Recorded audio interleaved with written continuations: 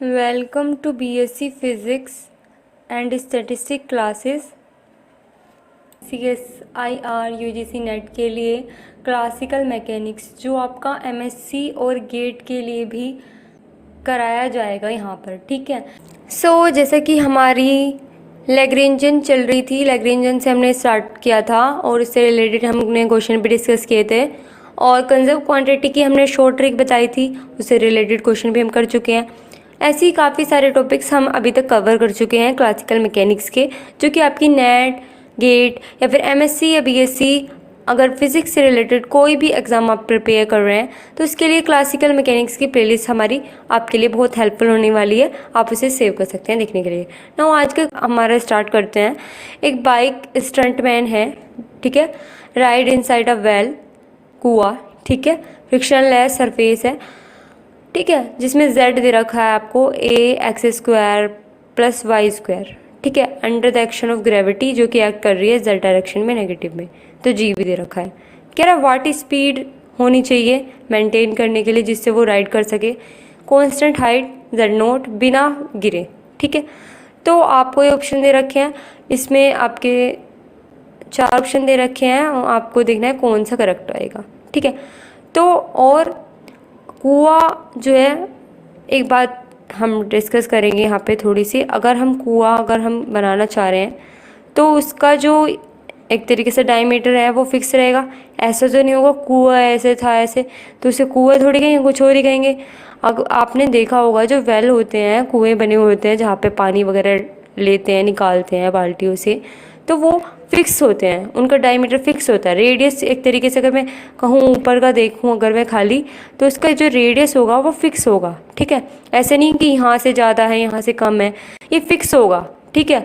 तो अगर मैं इसका डायग्राम बनाना चाहूँ, क्योंकि अगर आपने मेलों में देखा होगा कि वो जो उसे बोलते हैं मौत का कुआं, उसमें जो है जो एक बाइक पे इस तरीके से वो उसमें राइड करते रहते हैं, चलाते रहते हैं उसे, और वो गिरते भी नहीं है कॉन्स्टेंट स्पीड पे, तो वही स्पीड हमें निकालनी है, ठीक है। तो वो फिक्स होता है, ठीक है, रेडियस जो है या डायमीटर जो है पूरा उसका फिक्स होता है वेल का, ठीक है। तो उसी तरीके से अगर मैं देखना चाहूँ तो आर जो है इसका फिक्स होगा, ठीक है। अगर आर रेडियस फिक्स होगा, ये वेल है जिसमें वो राइड कर रहा है, ठीक है। और अगर हमें लैग्रेंजन लिखनी होती है तो एल इक्वल होता है T - V, ये भी हमें पता है, ठीक है। अब क्योंकि मैंने बताया था आपको लैग्रेंजन की अगर हमें कभी भी काइनेटिक एनर्जी लिखनी होती है तो हम इस तरीके से लिखते हैं, जितने कंपोनेंट हाफ m, जितने कंपोनेंट उनका डॉट स्क्वायर करते चले जाइए, ठीक है, इस तरीके से। और मैंने v भी बताया था आपको, अगर कहीं पे आपको लग रहा है कि हाइट मिल सकती है, इस क्वेश्चन में मिल सकती है ना हाइट, तो वहाँ लेंगे mgh। और अगर स्प्रिंग वाला होगा तो स्प्रिंग का केस होता है हाफ kx², इस तरीके से। तो ये सब हम पिछली वीडियोस में डिस्कस कर चुके हैं, लेकिन इस क्वेश्चन को समझने के लिए मैंने आपको ये बता दिया कि हम किस तरीके से काइनेटिक एनर्जी और पोटेंशियल एनर्जी लिखते हैं, ओके। तो देखो एल कैसे लिखेंगे हम, एल इक्वल होता है T - V। अब हमें कोऑर्डिनेट क्या क्या दे रखे हैं, जैसे मैंने आपको ये शॉर्ट ट्रिक भी बताई थी, कहीं पे भी आपको वेल दे रखा तो आपको यहाँ पे हमेशा पे आपको सिलेंडर की शेप दे रखी है, वेल जो होता है आपका सिलेंडर की शेप का होता है, तो यहाँ पे हम सिलेंडर वाले कोऑर्डिनेट यूज़ करेंगे। तो मैंने स्टार्टिंग में ही वीडियो बनाई थी काइनेटिक एनर्जी हम मतलब सिलेंड्रिकल के लिए कैसी होती है, कार्टेशियन कोऑर्डिनेट हो तो कैसी होती है, ठीक है, स्फेरिकल के लिए कैसी होती है, तो वो आप वो वीडियो देख सकते हैं। बाकी हमने यहाँ फिर इस वजह से वो डायरेक्ट रख दिया है। तो काइनेटिक एनर्जी मैंने सिलेंड्रिकल वाली यहाँ यूज़ करी है, हाफ m/r² + r²θ² + z², ठीक है, माइनस mgh होता है। h क्या है, ये z एक्सिस में है क्योंकि, तो z है, ठीक है। अब देखो हाफ m/r² r²θ² और z आपको पहले से क्वेश्चन में गिवन था, एक बार देख लेते हैं क्या दे रखा था। z था आपको ये, z इक्वल था ax² + y², ठीक है, ये था। अब मैं x² + y² को वो मान सकती हूँ क्या, r², क्योंकि ये हम कोऑर्डिनेट कॉम्प्लेक्स में पढ़ते हुए आए हैं कि r² इक्वल होता है x² + y² के। तो मैंने इसको क्या किया, r² मान लिया, तो यानी कि z इक्वल हो गया आपका ar², ठीक है। तो जब मैं इसका डिफ्रेंशिएशन करूँ t के रिस्पेक्ट में तो ये होगा 2AR और फिर R का भी होगा तो R डॉट। तो यहाँ से मैं इस तरीके से रख सकती हूँ, ठीक है, क्योंकि हमें Z डॉट की भी ज़रूरत पड़ेगी, इस वजह से मैंने निकाला है। फिलहाल यहाँ पे हमें Z की ज़रूरत थी तो Z की जगह मैंने ये रख दिया है mg पहले से हाई और AR² जो हमारा आया अभी, ठीक है। अब इक्वेशन ऑफ मोशन क्या होती है लैग्रेंजियन की, वो होती है ये, ठीक है। अब मैंने आपको इक्वेशन में ये भी बता रखी है d/dt dl/dr डॉट माइनस की dl/dr, ये इक्वेशन ऑफ मोशन होती है आपकी लैग्रेंजियन की, ठीक है। अब आपको L दे रखा है तो इसको R डॉट के रेस्पेक्ट में जब हम डिफ्रेंशिएशन करेंगे तो आपकी कुछ इस तरीके की इक्वेशन आएगी, ठीक है। तो एक बार मैं यहाँ पे लैग्रेंजियन लिख लेती हूँ जिससे आपको क्लियर हो जाए। अच्छा ये रही हमारी, ये रही लैग्रेंजियन, ठीक है। तब इसको हम R डॉट के रेस्पेक्ट में करेंगे तो R डॉट कहाँ कहाँ प्रेजेंट है, यहाँ है, यहाँ है, बाकी और नहीं है, और कोई हमारा इसमें इन्वॉल्व नहीं होगा। तो हाफ M ऐसी बाहर R डॉट स्क्वायर करेंगे तो इसका 2 आगे आ जाएगा तो 2R डॉट, और जब इसका करेंगे तो ये हो जाएगा, इसका 2 आगे आएगा तो 4 2 8 हो जाएगा A² R² R डॉट। तो कुछ इस तरीके से हो जाएगा, कॉमन नहीं लिया है हाफ M, ठीक है, अलग अलग ये। अब देखो माइनस dl/dr, R के रेस्पेक्ट में R कहाँ है, यहाँ पे है, यहाँ पे भी है और यहाँ पे भी है, ठीक है। तो इसे पूरे को सॉल्व करेंगे तो हाफ M, ठीक है। जब इसका करेंगे तो यहाँ पे भी फिर से इसका 2 है आगे आ जाएगा तो 2R theta dot square plus, अब जब इस वाले का करेंगे तो इसका भी R² का 2 आगे आएगा तो ये हो जाएगा 4 2 जा 8 A² R डॉट स्क्वायर, ये हो जाएगा, ठीक है। और हाफ M जब इसके साथ है ही तो अगर मैं इसे सीधा सॉल्व करूँ तो 2 से ये कट जाएगा, 2 4 जा 8, तो ये आएगा माइनस के 4 M A² R dot square. तो ये मैंने यहाँ पे लिखा हुआ है, ठीक है, ये क्लियर हुआ। प्लस जब इसका करेंगे इसके साथ कोई हाफ नहीं है, ठीक है, माइनस के mg/r²। तो जब इसका करेंगे तो इसका क्या हो जाएगा, 2 आगे आएगा तो 2 आगे आएगा तो माइनस के 2 mg/r। तो इस तरीके से मैं यहाँ लिख दूंगी क्योंकि यहाँ पहले से माइनस है तो माइनस माइनस क्या हो जाएगा प्लस, ठीक है। यहाँ प्लस था लेकिन यहाँ माइनस था, इस वजह से यहाँ माइनस आया, यहाँ प्लस था यहाँ पे माइनस है इस वैल्यू में तो इसलिए यहाँ पे माइनस आया। है तो क्लियर हुआ। अब देखो के बाद d/dt, यहाँ पे जब इसका करेंगे तो हाफ में यानी कि 2 से 2 कैंसिल हो जाएगा तो mr डॉट यहाँ से कैंसिल हो गया, 2 4 जा 8, तो कुछ इस तरीके से आ जाएगा। माइनस की यहाँ पे भी 2 से 2 कैंसिल हो रहा है, mr theta dot square plus 2 mg/r और माइनस के 4 A² R dot square m equal 0।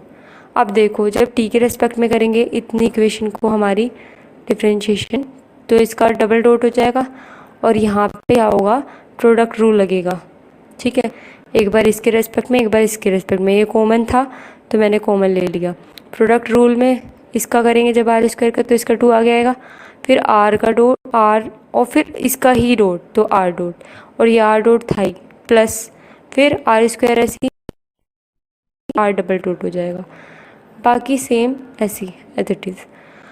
अब mr डॉट इस डबल डॉट मैंने यहाँ से कॉमन ले लिया, कैसे, यहाँ पे डबल डॉट ये आ रहा है और यहाँ पे, ठीक है। तो m और r डबल डॉट कॉमन ले लिया तो यहाँ पे तो 1 रह जाएगा और यहाँ क्या रह जाएगा 4a² और r² प्लस इसकी इससे प्रोडक्ट होगी, ठीक है,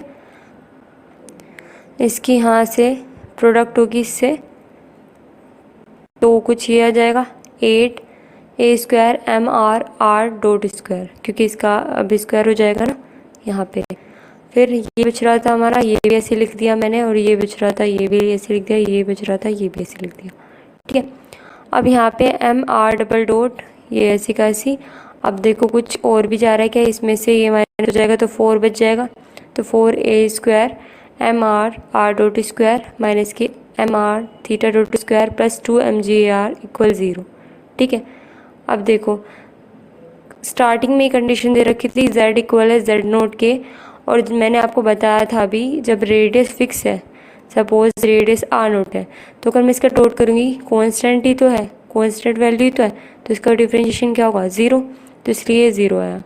अब इसमें पुट कर दो तो r डॉट 0 हो जाएगा, ठीक है। और बाकी वैल्यूज़ हम पुट कर देंगे, r डॉट 0 होगा बाकी। तो सिर्फ हमारे ये बचेगा इक्वल 0 है, एक बार देख लेते हैं। तो ये एक तरीके से ये वाला 0 हो जाएगा और हमारा और सारा रहेगा, ठीक है।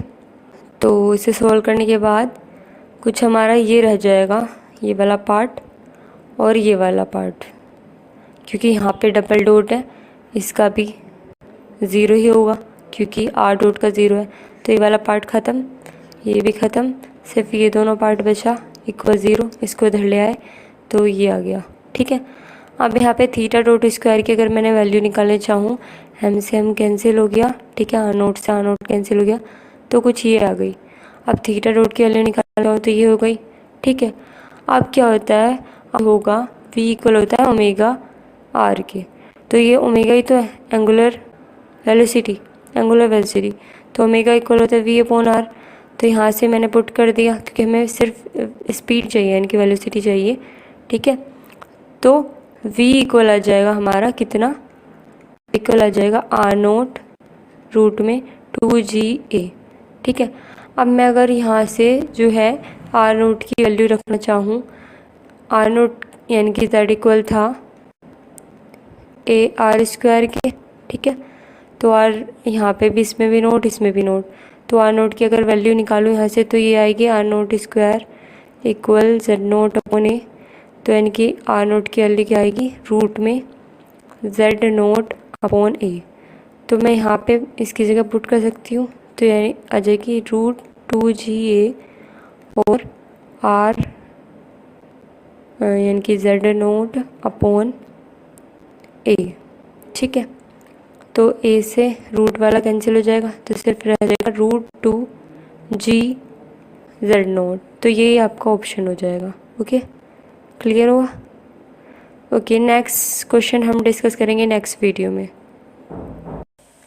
Thanks for watching, like share subscribe, okay, thank you.